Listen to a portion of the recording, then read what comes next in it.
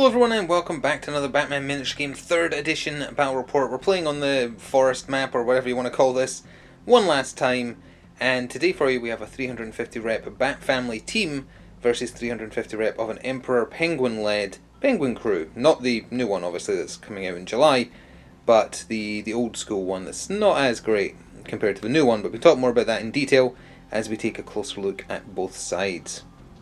So the other thing of note about this match is obviously Bat Family is very expensive characters, so you're never going to have many models, and they have just 4 this time, as you can see. The Penguin crew has 10 miniatures, which I think is a record for this channel. We've had 9 a few times, but I don't think we've had 10. So they're being led by Modern Age Batman. This is the one that's usually paired with a young Dick Grayson. He doesn't have bat armor, but he is an acrobat. He's fairly cheap at 100 on the dot. He has the upgraded bat suit, so he's 9 health. And that's it for upgrades.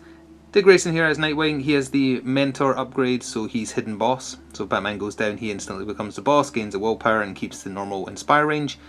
And he has handcuffs. Red Hood, he has the martial arts training because he doesn't have martial artist by default. Wait, no, he totally does. I don't think he does on the digital version, the list builder. Strange. Well, either way, he also has reconnaissance, so he has undercover. So he'll be deploying outside of the starting deployment. And this is the old miniature for like the Arkham video game themed Batgirl, but she's been made eternal now. So although this is the only miniature we have for the studio, we're using the stat card for the non-eternal version of Batgirl, which is the Rebirth Batgirl. So she's a bit more punchy and a little less mobile, maybe, or I'm not sure. She doesn't have acrobat. I don't think she did either, honestly. But either way, this is the non-eternal one, so this is the more correct one to use. So this is the stat card we're using, but this is the only miniature we have available currently, so that's it. And she has handcuffs as well. So look at this huge crew. 10 miniatures for Emperor Penguin in the middle there. He is leading the group. Also, as I said, there is a new Emperor Penguin releasing, but this one has his own stat card. The new one's slightly more expensive, but more punchy. He can like draw aggro and whatnot, which is pretty good. Honestly, just seems better for like 7 more rep. But we're just using the old school one, and he does still have his unique objective card as well. We're also using the old version of Underworld King, not the new version, just because the new releases aren't out yet. But he has a sidekick, Loose Lips. Loose Lips has been buffed in the new Penguin releases. His stat card has been updated. He has one of the boys, so he counts as a henchman for Inspire, and he got given Order as a special action, so he can order people to put down a suspect marker. I think his gun got Assault as well. Either way, then we have the Penguin Thug with the triple blood machine gun. We have Thug 3 from the Back to Gotham box with his chainsaw. He has a radio.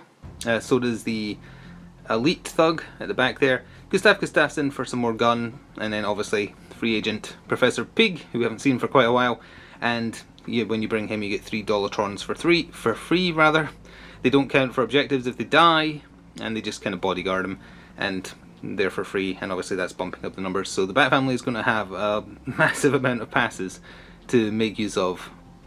So we are all deployed and ready to go, and we're using the opposite table edges to last time, so that side and that side. Bat Family on your right, Penguin crew, well, Emperor Penguin crew on your left, obviously, because you can see the massive clump of them down there in the bottom left of the camera.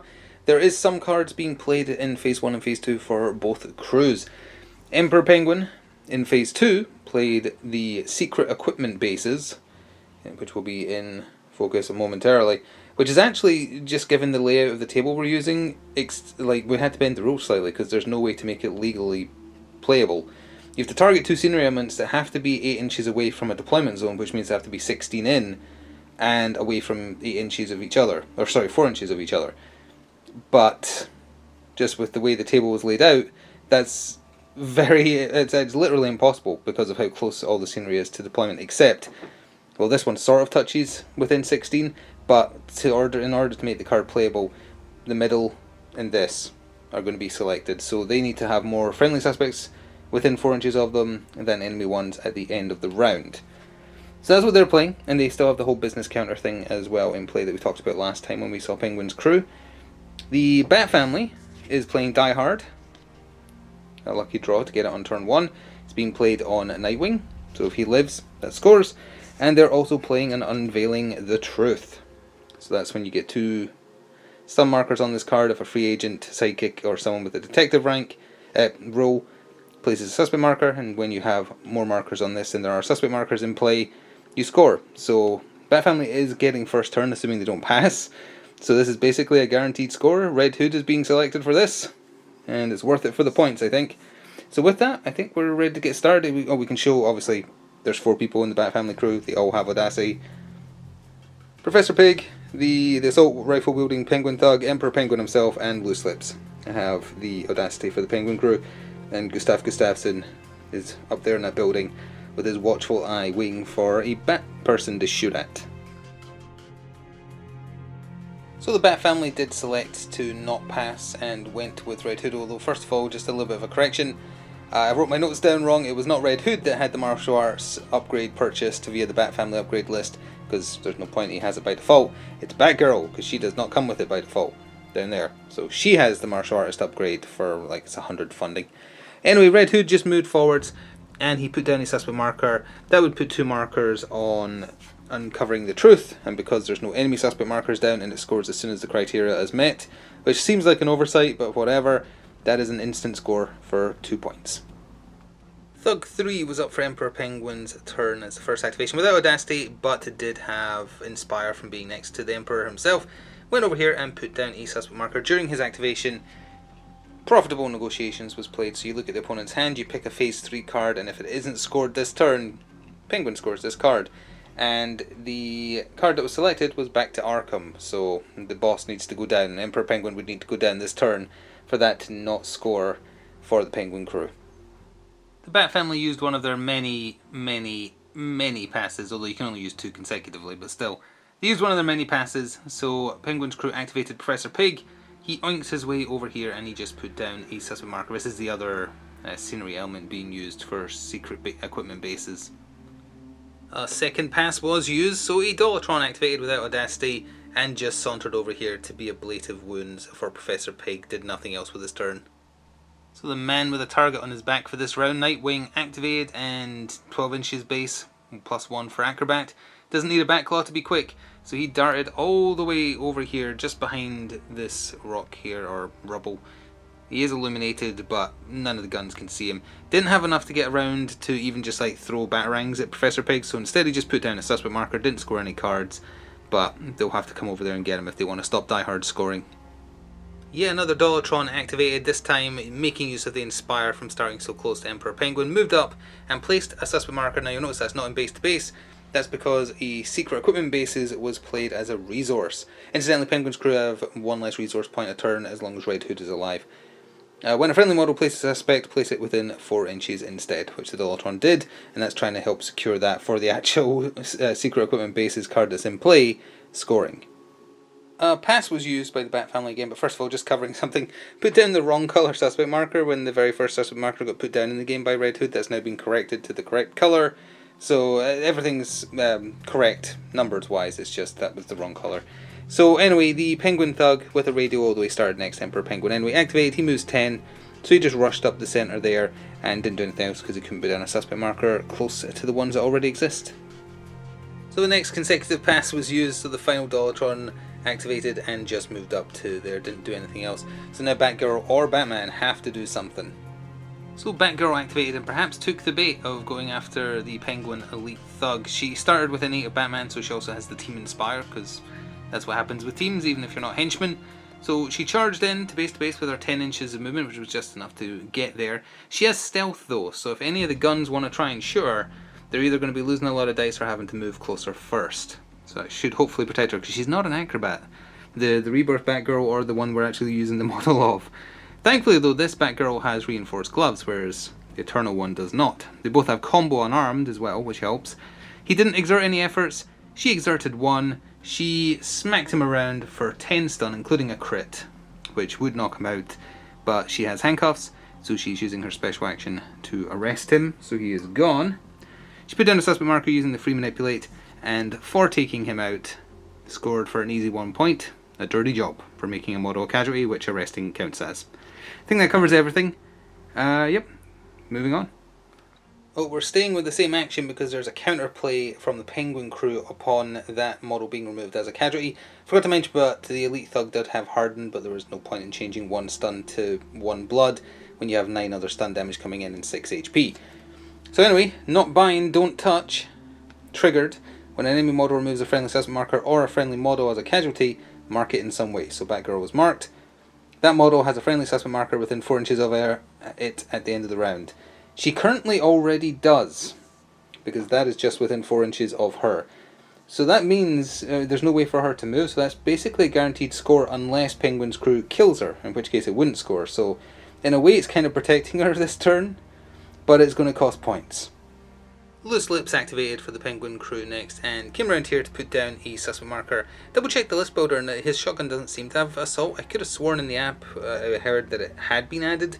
Maybe the list builder's just not been updated yet, so not counting it as being assault at this time, but it might be in the future. So he didn't fire, he just moved and put down a suspect marker in front of Red Hood there again to try and help score the secret equipment bases. So rather than use another pass, the Batman sprung into action using his Batclaw as a special action to get all the way down here to engage Loose Lips. He efforted once, Loose Lips didn't. As standard, this Batman has reinforced gloves, so he's doing double stun. 3+ strength, 5 attack, 5 defense. Loose Lips is 3/3, I think. Either way, he took 12 stun and would be knocked out. However, Back to Arkham was played as a resource. When a model with the name Bruce Wayne makes a enemy model with the leader, psychic, or free agent rank KO, you can remove it as a casualty immediately. Didn't score it, which means that profitable negotiation just automatically scores, but we can cover that at the end of the round. But that does mean that Loose Lips is just gone, because it counts as a casualty, and that also will score for 1 point, a dirty job. Now that does put him squarely in line of sight of Gustav Gustafsson up there, but this Batman has stealth, so he would be shooting blind. That also, he didn't activate to shoot at Batgirl incidentally, because this bit of the pillar perfectly blocks line of sight. He can see out the side, and out the side, but he can't see directly down the middle. So it's just Penguin crew activations left now. Gustav Gustafsson went first. He shot blind, because again this Batman has stealth, so he was losing a couple of dice for that, into the Batman with his single blood 5-shot assault rifle. Batman used Acrobat, because this Batman has Acrobat, to dodge once for 1 effort, bringing another die off the attack, and he needs 5s to get through his basic defense, and 1 of which did with the 2 dice he had left over. So 1 blood and technically 1 stun done to Batman there. And for those final 2 activations, it was Emperor Penguin and Penguin Thug 2. Rather than risk accidentally killing Batgirl and wanting the points instead, both of them ended up just moving over here with the Dolatrons for cover. Nice big cluster here to keep them safe, and then to potentially Alpha Strike next time, although the Bat family are definitely going to have the option of going first. Forgot to mention, but Batgirl Rebirth also gives you an extra pass on activations, so even though they used, 4, they're still going to have like at least 5, I think. 4 or 5, so it's very unlikely they're not going to get first turn. But either way, we're at scoring for Battle Round 1. So then Battle Round 1, the Bat family managed to remove 2 models from the Penguin crew, one with arrest and one with, well, technically arrest, just via a different method. Batgirl's healed her 1 stun, and Batman has healed 1 of the 2 stun he has. The blood damage he took was essentially just getting rid of the ablative upgraded Batsuit that he bought, so he's down to his normal health now of 8. The Die Hard for the Bat family have scored, because Dick Grayson was utterly unharmed at that turn, so that's 2. And if we come over here, we can take a look at the Penguin ones. Not buying, don't touch. Batgirl was left alone, she has a suspect marker within 4 of her. That has scored, putting them on the board. Profitable Negotiation also scored, because they didn't do Back to Arkham as objective cards for another 2, so they're up to 4. Secret Equipment Bases, though, does not score, because they need to have more suspects within each of the 2 scenery elements. They're winning here, 1-2 versus 1, but over here it's 1-2 versus 1-2. So it's a draw, so that does not score and will be discarded. So here we are at the top of turn 2. The Bat family will be taking first activation unless they choose to pass, of course, but there are some phase 2 cards being played, 1 for each side. Another Unveiling the Truth is being played by the Bat family, much less likely to score at this point, but it just stays in play, so why not? It's being played on Red Hood, which might be a mistake as well, but every time he puts down a suspect marker, put 2 stun markers on that. If at any time it has more than there are enemy suspects, it scores. But that's a tall order, because there's currently, 4? And for the Penguin crew, Smuggled Goods is being played. Put an event marker within 8 of the enemy deployment, so within 16 basically. Any model can manipulate it to move it. Enemy models move it 4, Penguin models move at 2 inches plus the number of business counters in inches. I believe they're currently at 3 business counters, or 4. And once it's in your deployment zone, it scores. But it has to happen this round. So the event marker has been placed over here, because this is where the majority of the Penguin crew are. So they can manipulate it for essentially 5 inches right now, but the Bat family can also manipulate it for 4. So Bat Round 2 got started with Batgirl having no desire to stay in the line of fire and surrounded by so many people that could gang up on her. She used her special action to activate her Bat Claw, and she went after the weak point in the defense. She went after Gustav Gustafsson, his defense 2, doing double stun combo unarmed. She got enough through to do 6 stun. He has 4 willpower actually, 4 willpower, so much more than was required. But because she used her special action to get up there, she can't arrest him. So he is unconscious. He could potentially wake up at the end of the turn if he's very, very lucky, but more importantly, that's Batgirl kind of safe from being shot now. Professor Pig was first up for the Penguin crew in Battle Round 2, however, noticed a mistake in Battle Round 1. Dollatrons are stupid. I mean that literally. They have the stupid rule, they cannot manipulate under any circumstances, so the one that put down the suspect marker there should not have been able to. In the grand scheme of things, because the thug with the assault rifle didn't do anything and would have had Inspire from how close he was to Emperor Penguin, the same play could have happened where he moved slightly diagonally here, played the resource to put it within 4, so it still would have scored. So it shouldn't be too bad, but obviously that was a mistake. Professor Pig, he moved up there, just outside of 4 of the suspect marker next to the lamppost there, put down another one, and that triggered the criteria for a goods raid. A friendly model places a suspect, and you have at least 2 more in play than your opponent for 2 victory points. Oh, actually, he has throwing knives, and I just realised Nightwing is of course lit up by that light, so I think he might as well try that if he's in range. Yeah, Nightwing was indeed within range for him to chuck throwing knives, and that's exactly what he did. He used 1 effort to get rid of the strength die. That didn't get through, however, Professor Pig rolled quite well. The other 2 got through, so 2 throwing knives into Nightwing's back equals 2 blood damage. So rather than use a pass, Red Hood activated for the Bat family. It's weird having him and Batman working together, but that's exactly what happened. He started within Inspire range as well. So he moved, he used his free manipulate from Inspired to remove the suspect marker that Batman was kind of half standing on, in order to score a comb through everything for 2 points, for just revealing a suspect marker, an enemy suspect marker. Then he used his tactical action, his own tactical action, to place down a suspect marker, so that puts 2 markers on the Unveiling the Truth, although it doesn't score. And then for his special action, he used his one-shot gun, which normally would be triple blood on a 2+ to an enemy within line of sight in 8 inches, but because of the Bat family rules, it's, you convert all blood damage to stun, so I guess he brought rubber bullets. He shot it at the chainsaw-wielding thug there, did 3 stun to him, so he's got 1 willpower left. So the chainsaw-wielding thug that just took a rubber bullet to the forehead decided to activate while he still has a chance, because he has audacity. He decided to go after Red Hood, because Red Hood is a softer target than Batman, although while his turn, we'll just cover this quickly first, while his turn was on, he did trigger another profitable negotiation. Overdrive has to score for the the Bat family crew this turn, and if any of the Penguin thugs never effort on defense, it's guaranteed not to. So anyway, went in with an attack. Red Hood efforted twice. He efforted none because of how wounded he was.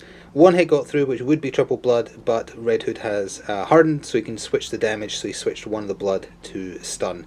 So in total, 3 stun, 2 blood. So there is not a pass to be seen from the Bat family this turn, which does mean Penguin's going to get a bunch of activations in a row, but they're probably taking first activation again in turn 3. So Batman activated, he wandered around the tree his 10 inches, and he put down a suspect marker, but as you can probably tell, it is a snitch, first snitch of the game. Even if someone takes that Surgrain, that doesn't put them within 4, I believe, so I think that's a guaranteed score more or less, but does obviously use up all of Batman's turn.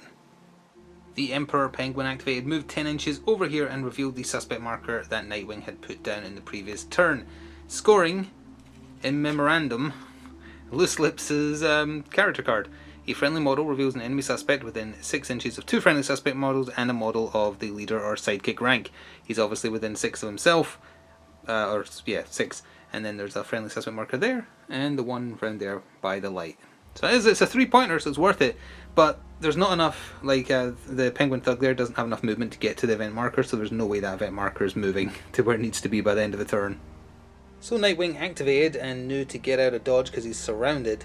So he used his Bat Claw. He didn't use it last turn, so he can, although once per game a Bat family member is allowed to use the Bat Claw twice in a row. He gets 19 movement or something stupid like that, so he shot over here, he attacked the chainsaw thug, he did 4 stun, much more than was required to knock him out, and that did score a dirty job for just making him KO. Can't arrest him because he used his Bat Claw, but did make another member unconscious. That's all the Bat family gone, so it's over to Penguin Thug 2 and the 3 Dollatrons. So thanks to the Dollatrons being stupid and also not having audacity, we can actually just cover all those activations now. One Dollatron followed Emperor Penguin, the other two went after Professor Pig. Thug 2 went up his full movement over here, put down the suspect marker, is barely out of 4 of that one, so it was allowed, and did nothing else. He's not going to get a chance to shoot his gun at this rate. That does take us to the end of Battle Round 2. So at the end of Battle Round 2, both Gustaf Gustafsson and the Thug with the Chainsaw are not waking up, which does not bode well for the Penguin crew. But we have some objective cards to go through. A Phase 4 is being played by the Penguin crew. He stick to the plan that they have considerably more suspect markers than the Bat family, so that has scored for 2. Their Profitable Negotiation has scored because the Overdrive did not score for Batman's crew, so that's another 2 in the bag. The Smuggled Goods, however, the event marker didn't move, so that has been discarded. And as far as the Batman cards go, the Unveiling the Truth stays in play with just 2 markers on it. The Snitch does score. Top of turn 3, and of course the Bat family is getting first turn, if they choose to, that is. This might be the turn where they don't. There's one Phase 1 card being played, it's by the Penguin crew and it's their Die Hard, and it's being played on the Penguin Thug with the Assault Rifle. They want him, they have to come get him, he's surrounded by a lot of help, so he's now worth 2 victory points this turn. No other cards are being played. Obviously all the Bat family have Audacity, and everyone who isn't a Dollatron has Audacity that's conscious for the Batman crew, and this Dollatron also has Audacity because there's just Emperor Penguin, the Thug, and Professor Pig in terms of people who aren't Dollatrons and are also awake. So Batgirl activated, she used her special action to arrest Gustaf Gustafsson, scoring the first Get Them Off the Streets to be pulled from the deck. So then she just walked off the edge, she has a bat cape, so she just descends down, keeps moving her 10 inches, stopped there and then chucked batarangs at Emperor Penguin. He was in cover, so she lost a die, but 2 got through against his defense 4, so he actually took 4 stun. Couldn't pass them off to the Dollatron. Dollatrons can only pass off wounds if Professor Pig efforts and is the target of the attack. Emperor Penguin himself, the Master Fighter, activated first for their crew, but on Gustaf Gustafsson getting arrested, Not Bind, Don't Touch triggered for a model being removed as a casualty, so if there's a friendly suspect within 4 of Batgirl at the end of the turn, this will score again. So that's in play. Emperor Penguin, he moves 10 and is fast, so he's got tons of movement. He moved into base to base with her. She did not effort, he's got reinforced gloves, so he can do double stun. He only got 2 hits through, the rolls weren't that great. So he did just 4 stun damage. She's got 6 willpower. And again, remember we're using Rebirth Batgirl stat card, not the actual model. And as a resource, he played They Must Know Pain to heal himself for 2 damage. Batman activated, he moved forwards a 10, but he has acrobats, so 11. Revealed the enemy suspect marker that had been placed there back in turn 1, I think, and scored another comb through everything for 2 victory points. Didn't do anything else with his turn, simple, he's done the least fighting. Professor Pig activated next, but first Sora's cameo. That's it. Professor Pig moved and he put down a suspect marker. It is outside of 10 of deployment, and that is going to meet the criteria for Not Bind, Don't Touch, assuming that suspect marker is still there at the end of the turn, of course. Nightwing activated for the Bat family next, and he made use of their once per game allowed to use the Bat Claw 2 turns in a row, because usually it has a turn cooldown, and he used it to zoom over here into Penguin Thug 2. Didn't do too well with his rolls, honestly. He also efforted once thinking, oh, that will definitely guarantee it. He only did exactly enough to knock him out and couldn't arrest him or anything because, again, he used his special on the Bat Claw, but does mean that Die Hard will not score for the Penguin crew. So thanks to that Thug getting knocked out, it's only Dollatrons left for the Penguin crew. One of them had Audacity though, so he went after Nightwing and got the strength die through for 1 single stun. So now Red Hood gets to go, and then it's back to the other 2 Dollatrons. Red Hood moves 12 by default. He came over here, he put down a assessment marker, and it has become the second snitch, and pre-measured. The Dollatron with his 8 inches would not get close enough to counteract it from where he placed it. Oh, and that also put 2 more markers on Unveiling the Truth. There's 5 enemy suspect markers in play though, so you would have to put down 1 in the final turn for that card to score. And we can quickly cover those last 2 Dollatron activations. This one just moved in, so the Nightwing is outnumbered. But not that it matters because he's a martial artist, but there's a Penguin card that it might matter with. And this one also went into base to base with Batgirl. So at the end of the penultimate round, neither knocked out thugs, the one with the chainsaw over there and the one with the gun there, are waking up, so they are not getting a turn. The snitch for the Batman crew has scored, but they don't have any other cards to be played right now. The Penguin crew is scoring in phase 4 another stick to the plan. They have one more suspect marker than the Batman crew do at this point. And their not buying, don't touch also scores for another 2 points because Batgirl has a suspect marker within distance of her. With that, let's go into the final round.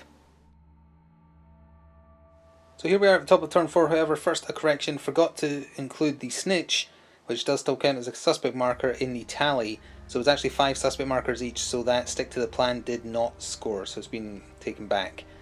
Obviously, all the Bat family still have Audacity. 2 of the Dollatrons have Audacity, Professor Pig and Emperor Penguin do.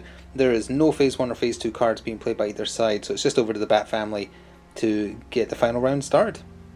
So Red Hood got the final bat round started, and as much as he would like to go use the crowbar on somebody, he put down a 6th suspect marker for the Bat family crew. That puts 2 more markers on Unveiling the Truth, which does mean that it scores because there's only 5 suspect markers, enemy suspect markers in play. Roll on the new Emperor Penguin, because this one has not had any luck with his combat. He struck at Batgirl, who does have martial arts thanks to the upgrade purchase for her, not Red Hood like I thought it was at the start of the video. She only took 1 punch, so 2 stunned. She's conscious with 1 willpower left, so then he retreated, and nothing scored on that. The Batman activated, and he moved into Professor Pig. They both exerted 3 efforts, but he still managed to get 6 stun through, which was much more than was required to knock Professor Pig out. Need to double check if his Dollatrons disappear when he's knocked out, or he has to be removed as a casualty. But either way, it scored a They Must Know Pain for inflicting 6 damage. So with fast running out of options, the Dollatron here activated to try and punch out the last willpower, knock over something, on Batgirl, but failed to do so and didn't have Audacity, so isn't doing anything else. Nightwing activated, ignored the Dollatrons, ran over to the unconscious Professor Pig, arrested him, which removes the Dollatrons because you have to remove him as a casualty for that to happen, and also scored to get them off the streets for 3 victory points. And with the removal of the Dollatrons, there is no activations left for the Penguin crew, so it's just over to Batgirl to see whether or not she can actually do something that would score a point. So Batgirl wanted some vengeance. She ran down here and she threw batarangs at Emperor Penguin, who hasn't had a good show of it today, and he got hit for 4 from 2 of them landing, which knocked him out and did score They Won't See Me Coming, because at the start of her activation he could no longer see her because he ran away. So she did actually find a way to score exactly 1 more point and taking us to the end of the game. And I think that's the most cinematic victory. Well, I'm assuming they've won because of how many cards they've scored. We'll see in a second for sure, but I'm pretty sure the Bat family's won this. It's the most cinematic match, let's say, at this point. For sure, because the Bat family are all still standing. They're wounded, but still standing. And all the villains are either already arrested or unconscious. It's very thematic. With the size of these 2 piles, there's absolutely no way the Bat family hasn't won this, but let's see how bad it is. So there is 4, 5, 6, 7, 8, 9, 10, 11, 12, 13, 14, 15, 16, 17, 18, 19, 20, 21, 22, 23, 24, 25, 26, 27. Okay, 27 plays 2, 4, 6, 7, 8, 9, 10, 11, 12, 13, 14, 15. Not great. If there had been a slight change in suspect markers at the end of there, they could have had another stick to the plan for another 3, which would have made a bit of a difference. But obviously, the Batman deck is very powerful. Wasn't quite sure how the Bat family crew would do here, just because they were so outnumbered and because they'd have so many things to do and they'd be spread thin. But they'd all have Audacity. But it actually turned out being a pretty effective list. They knew when to get in, get out, which kind of worked out in their favour. That was a fun one, and as I say, super thematic that they're all still standing and all the enemies aren't. They went in, they cleaned out, and they're done. And they had a very comfortable win. So anyway, I hope you enjoyed watching this. Thank you so much for doing so. We'll hopefully see the new Penguin releases in a month or so. And the Black Mask releases are finally on their way. They finally got dispatched, only just over a month late. So we will see some organised crime reinforcements arriving soon-ish. Anyway, thank you for watching. See you in the future for more. Ta-ta for now.